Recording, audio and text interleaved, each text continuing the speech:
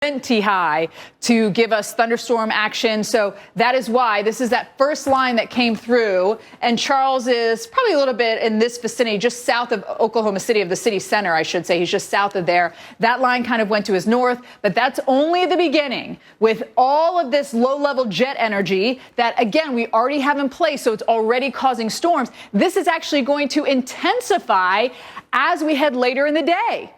So watch for just strong winds, watch for hail, watch for tornadoes to develop, and you could have supercell thunderstorms. We could see a line segment also producing here. So notice around 3 o'clock, it gets really nasty here.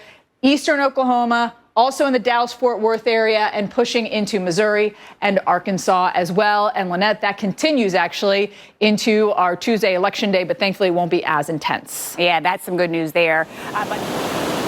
And by the way, you can have named systems past November 30th. It's not like it's a wall and it's done. We have had hurricanes named past November 30th. But let's talk about this one. This will eventually become Rafael once it gets its tropical storm status, which we're expecting.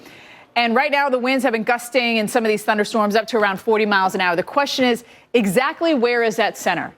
Is it here? Is it a little south? Is it a little west?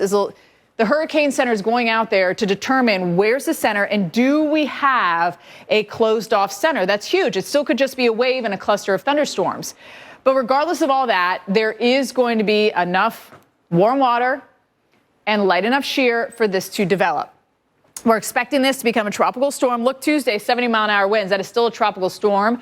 39 to 74 is a tropical storm, really 73. 74 is a hurricane. So we anticipate this to be a hurricane as it makes its way. That's why there's already advisories over the Cayman Islands and over Cuba. And then what happens once it gets into the Gulf of Mexico? The European wants to take this more westbound. And the GFS wants to take it more northbound, perhaps feeling the tug of that trough coming in and system off to the east, pushing it as well. Here's the GFS. I'm going to race through this. You can see it tightening up and going up into the Gulf Coast, Louisiana, and into Mississippi. The Euro, this wants to take it more westbound here. And again, it's reacting to stuff all around it. But notice how the Euro takes a left-hand turn more towards Mexico. So there's still a lot to figure out, Molly, when it comes to this system. Absolutely. So we'll be watching that as we get towards the end of the week. Yeah, we do. So let's talk about that, because what Molly was just talking about, you're going to have record highs in rain in the east with our first system. That then blows through. There it is for you. And then we focus on our next system, where in the west, by the way, it's been below average. Like, as much as we've been above average in the east, we've been below average in the west. We stay below average, and you throw some moisture into that and some lift, and you are going to get snow.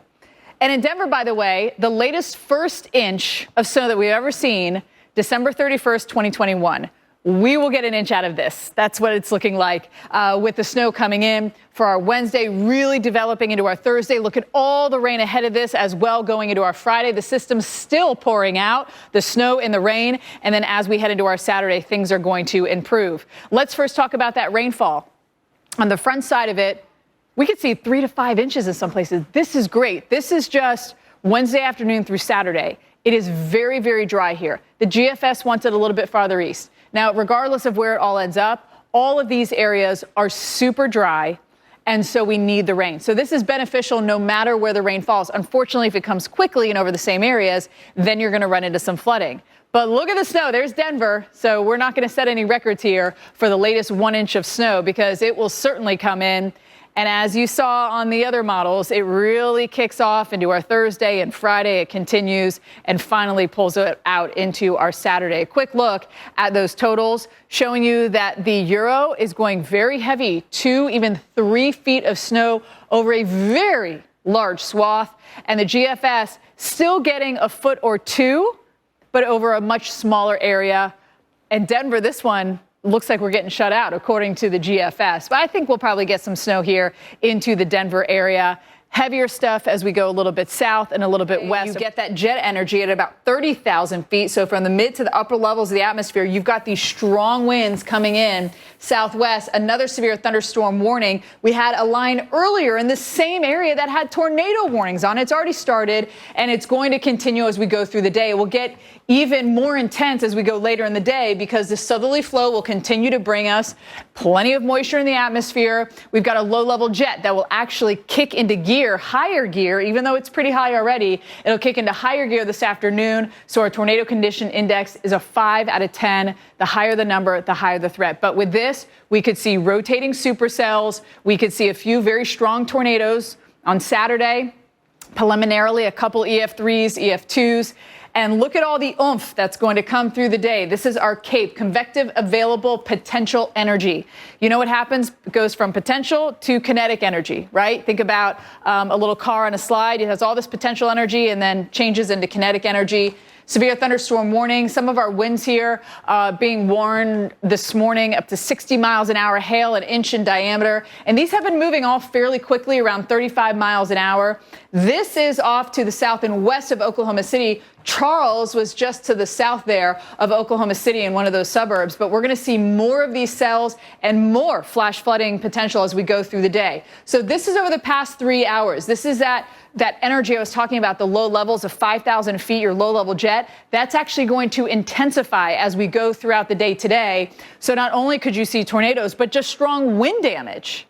So even if you don't have the tornado sirens, watch out because these cells could do damage that replicates a tornado, and it is just thunderstorm wind damage. That's how strong they can get. Lynette, 2, 3, 4 o'clock, things are really going to be cranking for us, and that will continue even as we head into the evening hours. Yeah, the atmosphere sometimes throughout the day. Obviously, plenty of ocean heat here for this to tap into. A little bit of shear with this, but not tons. And as it gets up into the Gulf, depending on which way it goes, will determine how much shear it will be running into. So there are your hurricane hunters. They've been getting those winds.